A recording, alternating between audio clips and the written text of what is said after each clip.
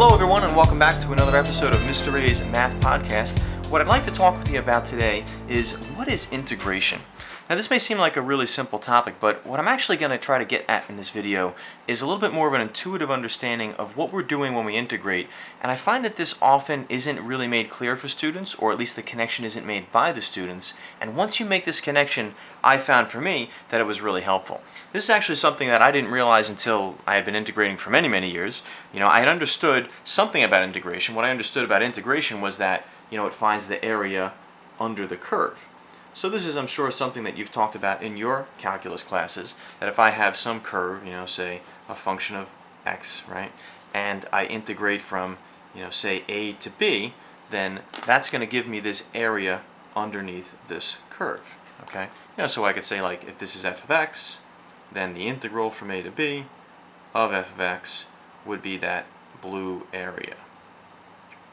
But what I'm more interested in this video is trying to understand really what it means that integration gives us the area. I have another video if you're interested in understanding why integration does give the area.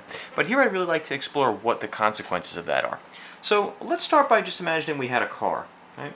And so if we have a little car and it's running along here, and we track the velocity of that car, right? So in your car, if you look on the dashboard, you have a speedometer, right?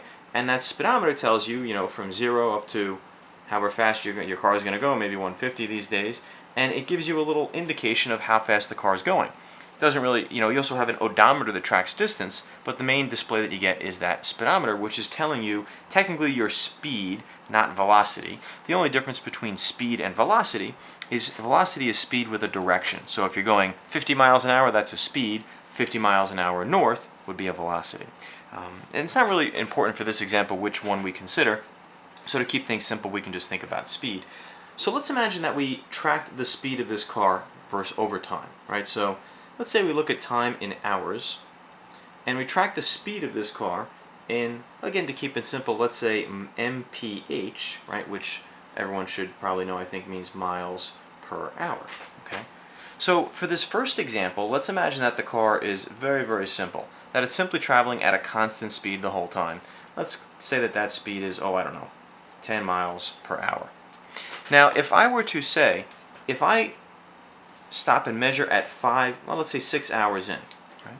If I were to ask you how far the car has traveled, probably you could tell me that without really using any calculus, right? I mean, if I'm going at 10 miles per hour at a constant speed for 6 hours, then I've obviously gone 10 times 6, or 60 miles in that amount of time.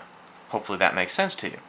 But what I'd like you to notice is that 10 times 6, 60 miles, is also the width of this rectangle, or well, to go in order, the 10 is the height of the rectangle, right, times the width of the rectangle. Here's my 10, here's my 6. And in fact, the area of this rectangle is 60, right?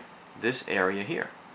So this is the beginning of the connection I want to understand, that the area under this curve, like any area, comes from multiplication. Right? Area is essentially, or fundamentally, a two-dimensional measurement. So when we're talking about area, right, we're working in 2 dimensions, which means we're multiplying 2 quantities, a length and a height, or a base and a height, length and a width, depending on the shape that you're talking about. So the integral of this curve isn't really necessary. I could figure out I went 60 miles an hour just by multiplying my speed times my hours. And just something that's worth noting here is why the units are in miles. Right? So our speed was 10 miles per hour. So that's our y-coordinate. Our x-coordinate is time in hours. So that's 10 miles per hour times 6 hours. Right? Well, wait a minute. What do we notice happens here? We have 10 miles times 6 hours divided by hours. I should write hours there, I suppose. Well, hours over hours, that divides to 1, right? So that's not going to affect this equation. And what we end up with is 10 miles, period. Right? This is where the units end up being miles. So the multiplication to find this area, miles per hour times hours, is what's giving us miles. Okay, let's go to a slightly more interesting example. What if when we track our car's speed, and again, against time in hours, what if the car is not traveling at a constant speed? What if the speed is increasing?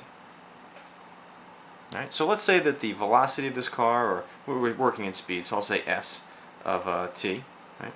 Let's say the function that gives the speed of this car is, oh, let's pick something simple like just t plus 2. All right, so that would mean that line has a slope of 1 and a y-intercept of 2. All right, so this would be a 2 right here on the speed axis, which is again in miles per hour. Well, do we need calculus now? If I ask the same question, how far have I traveled after 6 hours? Well, I still think I can work this out without calculus, right? I mean, take a look at what's happening here. I can break this up into a rectangle and a triangle. Well, that rectangle is 6 wide and 2 high, isn't it? So 6 times 2, that's 12. And then the rectangle, above the rectangle is this triangle. Now the triangle is 6 wide, but how high is it? Well, if this is the function t plus 2, then at 6 hours, plug in 6 for t, that would be, 6 plus 2, or 8. So that right there is going to be the point 6 comma 8. Hopefully that makes sense. So how long is this piece right here? Right? If this is 2 high, so that's 2, and I got to get up to 8, then that would be another 6, wouldn't it? So we've got a triangle there that's 6 wide, 6 high. 6 times 6 is 36, and the area of a triangle is 1/2 base times height. So base times height is 36, half of that is 18. Which means this total area, right, this rectangle plus this triangle is giving me 18 plus 12, or 30 miles. Right? And again, notice that the area underneath this curve gives us miles traveled, right? When we're working with a function of time in miles per hour, then its integral, which is, what the area under the curve is, right? The integral gives us the distance traveled. It's accumulating. All right, but again, I didn't use any calculus here. I just got to 30 miles. So where does the calculus come in? Well, what if when we track our car's speed, it's not so well behaved? What if maybe the car's speed looks something like this?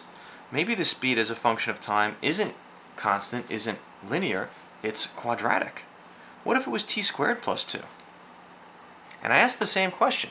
If you go out 6 hours, and I wonder, how far have I gone in 6 hours? Well, t squared plus 2 is still going to have an intercept of 2 there on the speed in miles per hour side.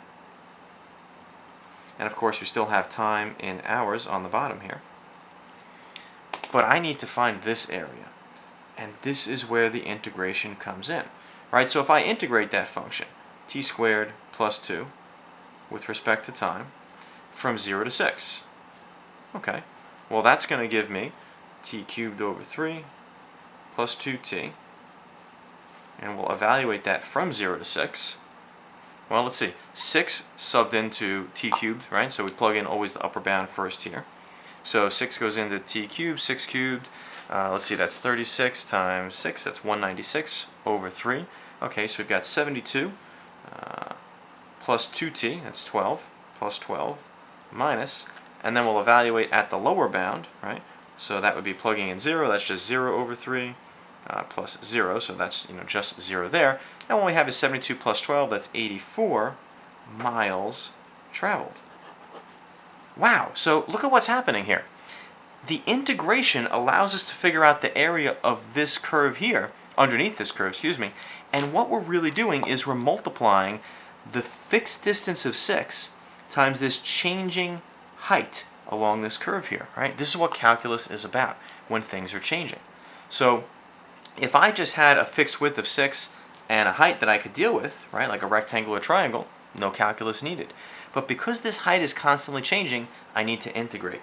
And when I say the integral of f of x dx, right, what I'm really saying is that I'm taking the height of this function, which is changing as a function of time, and I'm multiplying it by the width along the x-axis.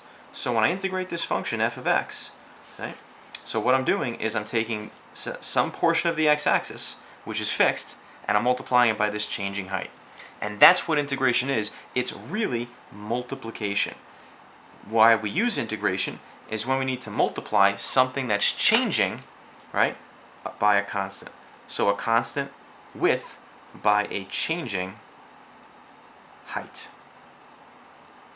And if you understand that, that'll help you put together a lot of the pieces with integration on how we use it to accumulate functions with velocities and rates of change. I hope that helps. Please like and subscribe if you enjoyed this video, and feel free to email me if you have any questions.